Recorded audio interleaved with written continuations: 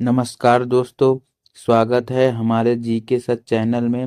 आज के इस वीडियो में हम क्लास 12 साइंस के मोस्ट इम्पोर्टेंट क्वेश्चन पढ़ने वाले हैं, जो यूपी बोर्ड 2026 परीक्षा के लिए बहुत ज़रूरी है।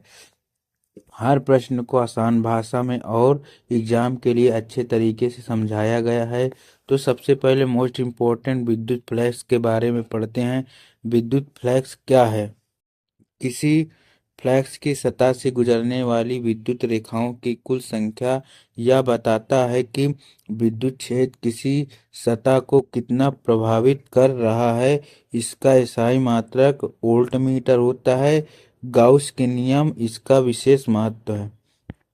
आपका अगला प्रश्न है, संधारित्र क्या है? संधारित्र एक ऐसा उपकरण है जो आवेश को संग्रहित करता है। इसमें दो चालक प्लेटें होती हैं जिनके बीच कुचालक रखा जाता है। इसका उपयोग इलेक्ट्रॉनिक उपकरणों में ऊर्जा संचित करने में किया जाता है।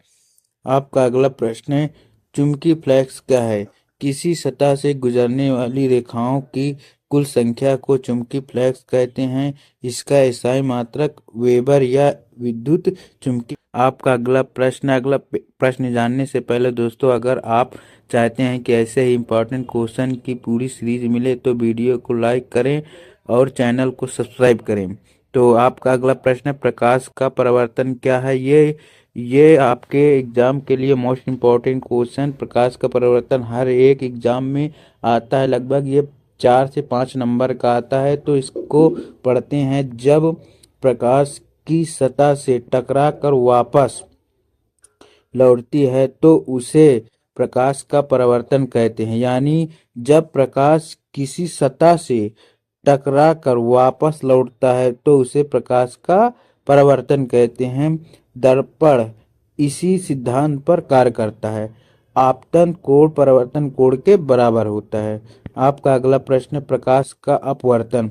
जब प्रकाश एक माध्यम से दूसरे माध्यम से जाता है तो उसकी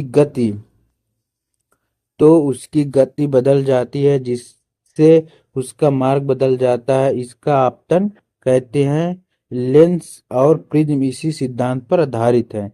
इस क्वेश्चन को एक बार और पढ़ते हैं कि जब प्रकाश एक माध्यम से दूसरे माध्यम में जाता है तो उसकी गति बदल जाती है, जिससे उसका मार्ग बदल जाता है। इसे अपवर्तन कहते हैं। इस लेंस और प्रिज्म इसी सिद्धांत पर आधारित हैं। आपका अगला प्रश्न है, फोटो विद्युत प्रभाव क्या है? जब किसी धातु की सतह पर प्रकाश पड़ने से इलेक्ट्रॉन निकलते हैं तो इसे फोटो विद्युत प्रकाश कहते हैं। यह सिद्ध करता है कि प्रकाश कणों से के रूप में व्यवहार करते हैं। आपका अगला प्रश्न है, DNA क्या है? DNA एक आनुवंशिक पदार्थ है जो जीवों के गुणों की पीढ़ी दर पीढ़ी आगे बढ़ाता है। इसमें 4 नाइट्रोजन क्षार होते हैं। यह कोशिका के केंद्र को पाया जाता है। माइटोसिस क्या है? माइटोसिस कोशिका विभाजन की प्रक्रिया है जिसमें एक कोशिका दो समान कोशिकाओं में विभाजित होती है। यह शरीर की वृद्धि और क्षतिग्रस्त कोशिकाओं की मरम्मत में सहायक होता है। आपका अगला प्रश्न है, अर्धचालक क्या है? अर्धचालक के पदार्थ होते हैं जिनके चालकता चालक और कुचालक के बीच होती है। सिलिकॉन और जर्मेनियम इसके उदाहरण हैं। डायोड तथा ट्रांजिस्टर इन्हीं से बनते हैं। आपका अगला प्रश्न है, पीएन जंक्शन क्या है? पी टाइप और एन टाइप अर्धचालक को मिलाने से पीएन जंक्शन बनता है। यह डायोड का आधार होता है और धारा को एक दिशा में प्रभावित करता है। आपका अगला प्रश्न है, ट्रांसफर क्या है? अगला प्रश्न पढ़ने से पहले अगर आप क्लास 12 साइंस के अच्छे नंबर लाना चाहते हैं तो अभी चैनल को सब्सक्राइब कर लीजिए, क्योंकि बोर्ड लेवल के वीडियो आने वाली हर एक वीडियो आपके पास आ जाएंगी। तो ट्रांसफार्मर के बारे में पढ़ते हैं। ये एक मोस्ट इम्पॉर्टेंट क्वेश्चन है, इसको ज़रूर पढ़ लीजिए और इसके एक अलग से पेपर में लिख के अपने स्टडी रूम में चिपका दीजिए, क्योंकि ये मोस्ट इम्पोर्टेंट क्वेश्चन है। तो ट्रांसफार्मर क्या है? ट्रांसफार्मर एक विद्युत उपकरण है जो AC वोल्टेज को बढ़ाता या घटाता है। यह पारंपरिक प्रेरणा से सिद्धांत पर कार्य करता है। आपका अगला प्रश्न है, रेडियो धार्मिता क्या है?